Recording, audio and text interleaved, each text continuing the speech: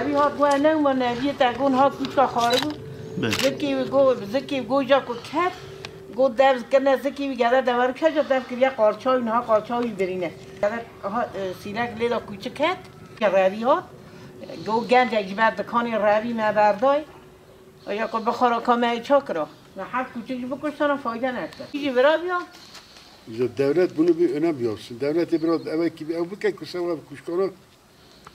Ama daha sonra karındaki de daha sonra pasmane. Pasman kırma. Joy hafta ne her tatanus sinesi çar havledane ne tatanus hafta.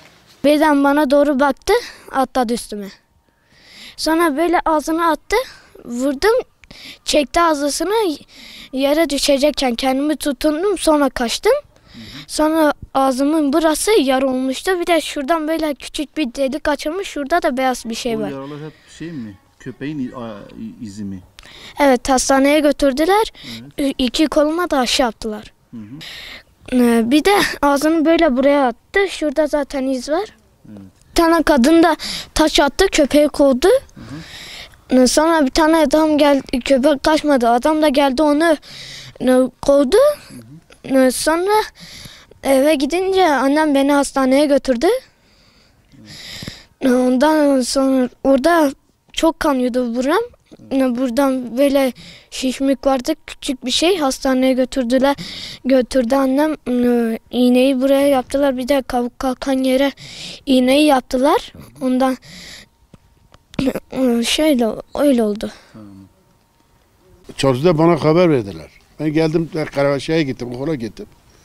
Okula gittim, müdürün yanına gittim. Müdür dedi ki, valla benim haberim yoktu. Öyle bana söylediler. Köpek 3-4-5 tane orada köpek, ben de köpeklerden korktum. Bu çocuklardan Emiri Mehmet'i aldım eve getireceğim. Şimdi konusundan gelmiyor. Zorla getirdim. Sonra muhtara gittim, muhtara telefon açtı. Dedim bu belediye bir haber versin, belediye bunları toplasın. Yani devlet buna önem versin. Yarın çocuklar okula gidemezler. Okulda devamlı adam gidecek, yanında devamlı tutacaklar bunlar. Bir şey yani bir önem yapsın. Devlet buna bir şey yapsın ki köpekleri toplasın. Öyle olmaz ki. Değil mi? Mahalleden dolu. Yani mahallenin arası köpekten geçiyor. Ya biz büyüküz, biz gidemiyoruz. Çocuklar nasıl gidecek? Evet. Ben okuldan gelirken baktım 3-4 tane köpek orada, kızlar kaçıyordu. Ben kızlara dedim ki siz gidin, ben bu köpekleri kovalayayım. Köpekler kaçtılar gittiler.